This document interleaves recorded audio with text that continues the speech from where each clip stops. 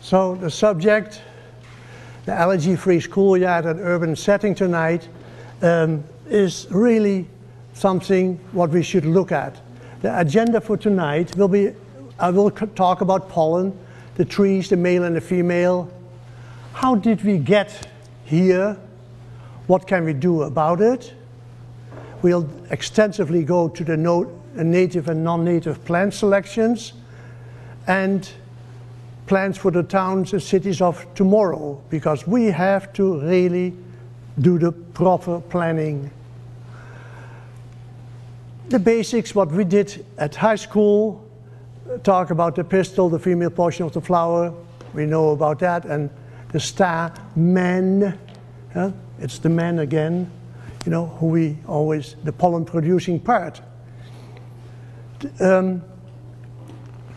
Here we see the pollen from a pine tree just waiting for wind, and because the huge amount of always yellow pollen you will find, not only from pine trees, you find it from the birch and everything else.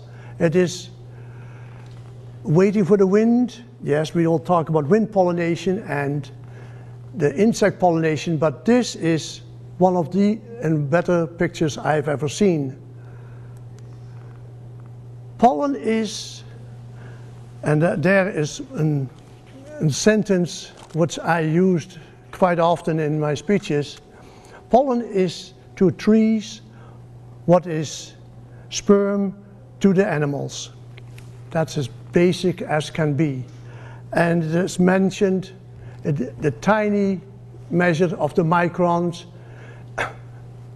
The smallest pollen you will ever find is that from the myotis, the very small ground cover, and yes, the forget-me-nots in English. The moist or dry, most of the pollen are dry, and they will adhere because when they are released from the trees, from the male trees to the female trees, they will stick.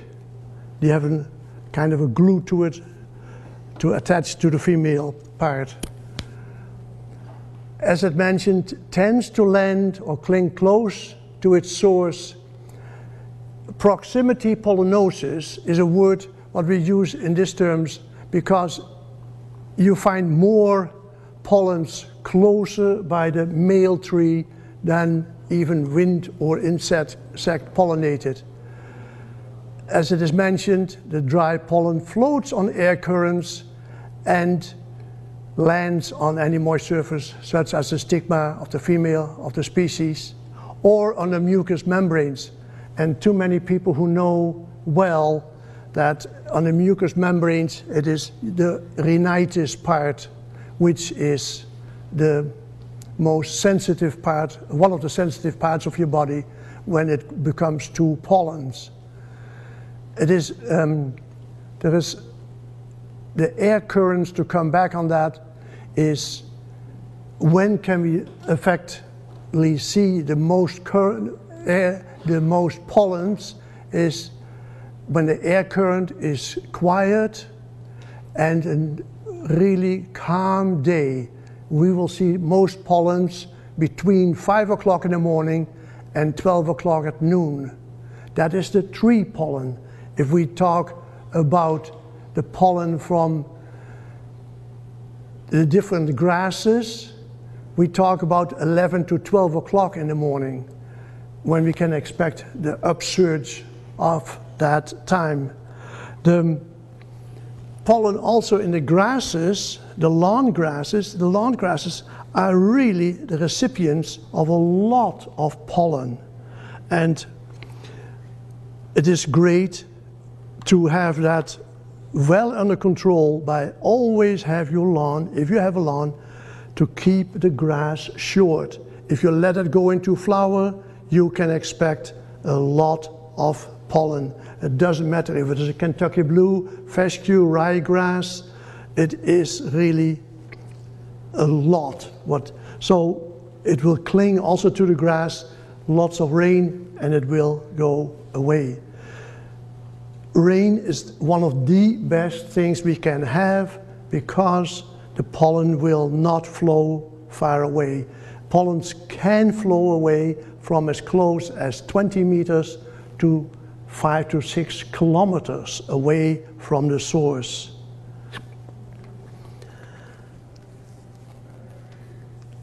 Here we see the pistil and the stamen of the Acer rubrum, our well-known red maple. It's a gorgeous picture. I've seen many of them, but this is one of the better ones.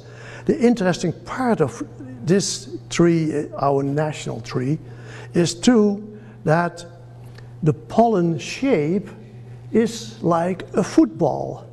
And of course I brought this because of the alouettes. You know that, of course. It is one of the nicer ones. You can see so well the stamen and the pistils of that. The pollen flowers. The male plants produce an abundance of pollen in the flowers. The abundance is by the, not millions, by the billions of pollens. And the ones who are really heavy producers are, for instance, the oaks and also certain maple trees and different species. The tree pollen can be round or oval and very small, as I mentioned. The female plants receive the pollen and germination begins, resulting in fruits and seeds. That is just the life cycle.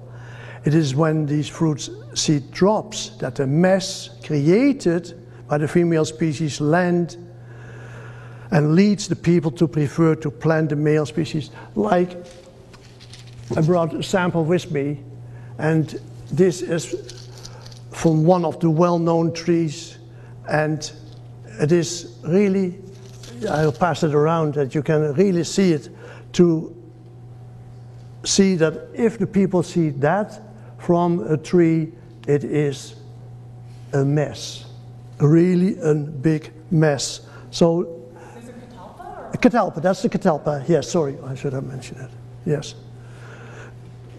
So that is one of the parts of the,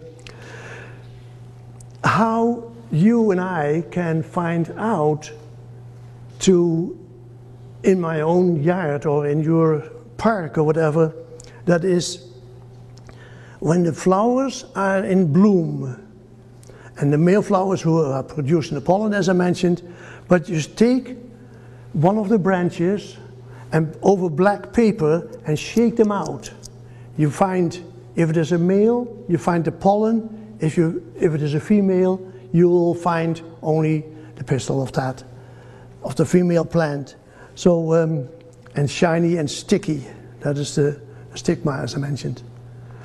So, one of my favorite trees is the birch, and everybody nearly has a birch in his backyard or front yard. It is, again, a gorgeous tree, not only during the season, but also the winter. It is always nice to see the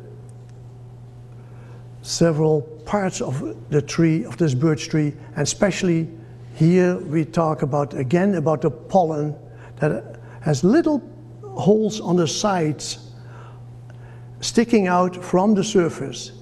And the size of each pollen is only 20 microns. And in generality speaking, we see micron size from 20 to 80 to 85. And as you see, by comparison, a human hair averages 100 microns. So it is very, very small and most interesting to look under the microscope. The male catkins are yellow and the birch is only wind pollinated. And that is so interesting that 80% of the pollinated trees are wind pollinated, and so 20% is the female. As you see, the wind pollinated trees, such as the birds, have long drooping catkins, and we know that part, and that contain millions of pollen grains. Why so many? Wind is a fickle pollinator, and especially compared to reliable insects.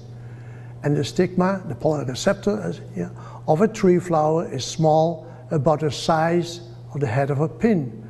So we have the wind pollinated and the insect pollinated, and that is a lecture almost on its own, because it is very intriguing that the many insects, the birds, the hummingbirds, the bees, you name them, who will do the pollination process.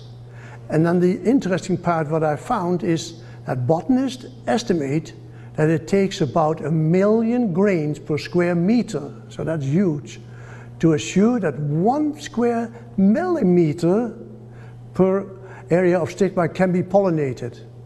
And as I mentioned here, this, to all the allergy sufferers, is the mathematics of your misery. That is unfortunately, but there are so many of them.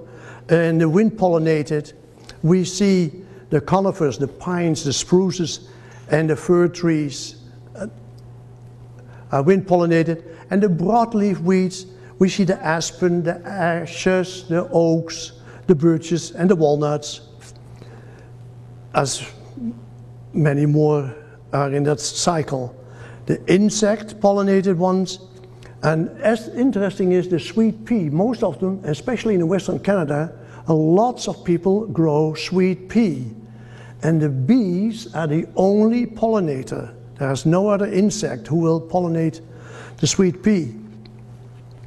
The transported pollen, less dust that is used, and more direct, and it is more efficient too.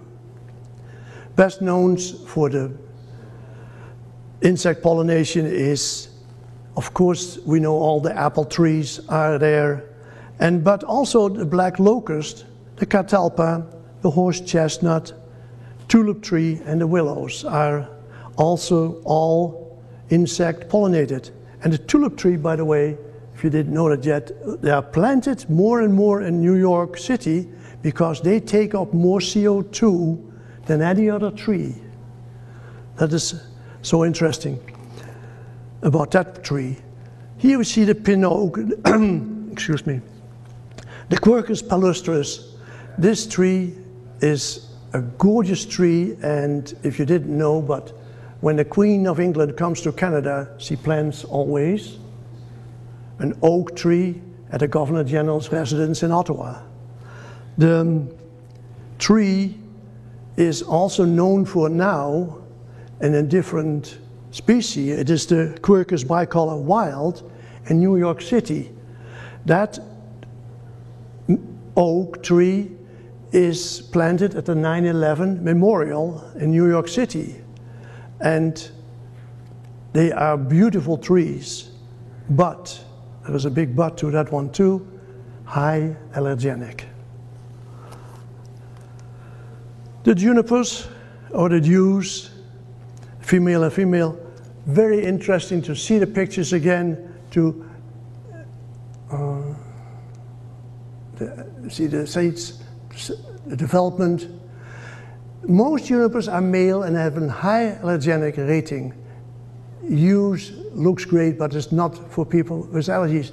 A very sad story comes out of this one, is that in Albuquerque, New Mexico, a little boy walked through the zoo with lots of male junipers, and he fell in, pushed in, or whatever happened, but he got doused with pollen.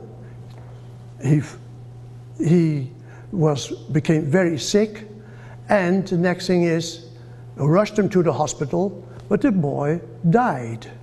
So in only that city, Albuquerque, New Mexico, there is now an ordinance where you will not plant any male junipers, you will not plant any male yews, and there are several species more who will not be planted there unless you are interested in paying a fine. So that's a sad story, but it brings up the foreground again, how did we get here? What happened? And there's where the next thing is, that we have so many people. In Canada, we have over 7 million people with asthma. We have over 80% of the children in the United States, 35 plus million asthma people, etc. How did we get here? And as I mentioned, the demand from homeowners and from cities' maintenance budgets to have litter-free, lower maintenance environments. That was one of the main points. The schoolyard maintenance had to be cut. Nurseries, and actually the growers and nurseries, supplying male trees to keep their own maintenance costs down. Everything is fine, but on that part again, we continue growing male trees. Landscapers and homeowners selecting based on maintenance and color preference. I worked for many years in a garden center, and the people came in and no mess, no fuss, but I bought a new house and I want to have trees and shrubs. Fine, but we see now the results of it.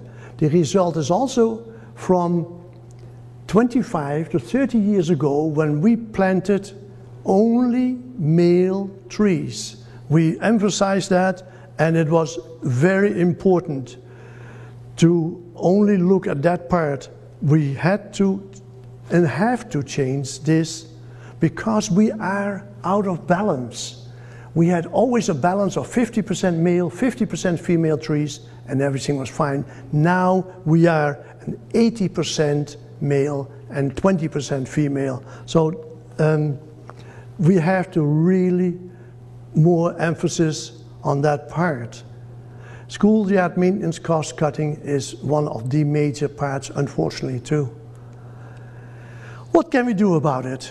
Well, approximately 5 years ago, I started to do more research on this subject, and I ran into a well-known writer, Mr. Thomas Ogren. Thomas Ogren was a landscaper, and he did everything. He taught for 10, 15 years, horticulture, until one day he said, that's it. I have to find how come that we have so many sick people and more planting of male trees. So he developed the Ogren plant allergy scale. 1 is low, 10 is high. That is very easy because he used a certain scale to weigh out the good and the bad part from each plant. And he did a tremendous job and wrote a very, very good book about it. I'll see it later, the allergy-free gardening book. But we have the options of rip them out or replace with female trees, rip them out 1 in 5 males and replace with female trees, and create a budget to replace X amount of trees per year with mature female trees in the schoolyards.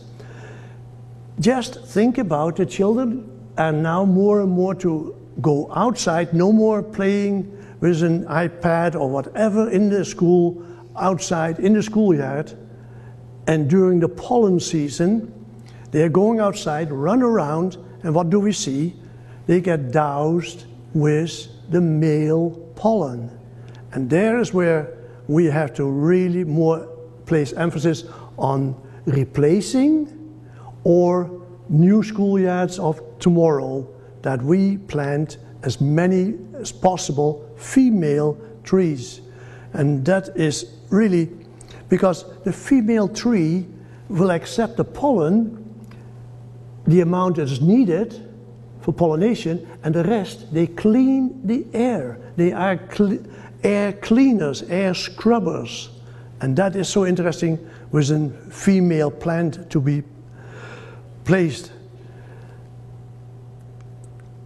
Native or non-native. As you know very well, we are very much on the native track. I am to very much native species, and we can again have a whole lecture about native trees. because the adaptability, that is the word to use, of our native species, and stronger, and they are in general much better. But this plant selection should be based on pollen count, but also the opals count. Because the opals count is a reliable source used in the United States with one of the departments of agriculture in New York State. And it is an excellent program what they have developed. Native is not always the best, because after a lot of research, I have also researched a lot of them to see which the native and non-native, and there are a lot, and I mean a lot, of native plants who are very high allergenic. And there is where we have to watch out for. We can make a combination of native and non-native, but we have to select. We can build parks and along the street and in the schoolyard with maple trees, female maple trees. The Acer rubrum is one of the better sources. It's the bowhall, the embers, if you want to know a nice and beautiful maple tree, the embers, E-M-B-E-R-S, is excellent. And I mentioned there the white pine, the Pinus strobus. It is excellent tree, very low in allergenic rating, but it was also our natives and the Canadians came under the white pine tree where they signed the peace treaty. So the peace, they call it the peace tree, and it's the tree of Ontario, as most of you will know. A well-known local landscape architect, Claude Cormier, is using, for instance, very much the Pinus strobus. In the urban setting, the streets, parks, and schools, do we evaluate it or to accommodate future urban plantings? We have to rejuvenate a lot of parks and lots of cities in the future, because the towns and cities have to replace the ash tree. That's because of the ash tree borer, but it is now, lately, the Asian longhorn beetle is also one who is doing a lot of damage. In Toronto alone, thousands of trees will have to be cut because of the emerald ash borer. There is no stoppage. And now is the time for a designer, a landscaper, a landscape designer, or especially the well-known architects to say, all right, it's time to switch to more female trees along. And also one of the excellent programs we have in Canada and United States is the LEADS program. Not too many know, unless you are an architect, know about this. But that is the leadership in energy and environmental design. The environmental design and environmental friendly in the house, in the towers we are building now, the big condos, the offices, whatever we build, we have to be more environmental friendly. Tom Ogren and I are saying, let's have that kind of a program to have an allergy-free landscaping. Go outside, have a lawn, but keep it short so that no flower comes in. And the trees and shrubs are low in allergens. That is one of the projects we are really going to try to fulfill as much as possible. Now, before I did not mention that on the slide, but I just want to, in a nutshell, explain our situation with the CO2, our global warming. In the greenhouses, if plants have to grow fast, they pump in CO2. The plant grows faster, more on time to go to the market. What happens in our environment is we are again using more cars, more CO2s into the air, even so the trees will trap a lot. The point is that we have to reduce our CO2 levels, because the more CO2 levels we have, the faster the male tree, especially the female will follow, but the male tree will grow faster. So 80% and a male tree, we will see faster growth of those male trees. In the result, the end result is more pollen. And there is a danger point for all of us. The interesting part is here, I made a recommendation list, but one, and if there's anybody who wants to write it down, I did not mention it here, that's Marydale Park in Hamilton, Ontario. There was a new park being built, and I did ask for the list of trees and shrubs. Well, of course, the reply, what are you going to do with it? I said, well, it is an excellent and beautiful park for challenged children, etc.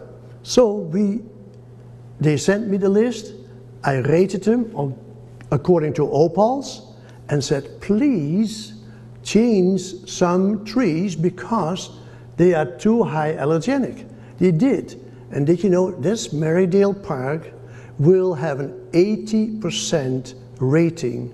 So only 20% will be in the dark side, put it that way. On the other hand, it is much easier for the people who come with wheelchairs and walk around in that excellent park to enjoy that park without problems. Many years ago, I designed a park with low allergens, and it's called Bravery Park. Bravery Park was to honor our soldiers who did not come home alive, but also for the ones who were injured. And so the parents can come to a park, honor everybody who they want to honor in that respect. Only maple trees and one, of course, Pinus strobus, the white pine. It can be done. That's my point.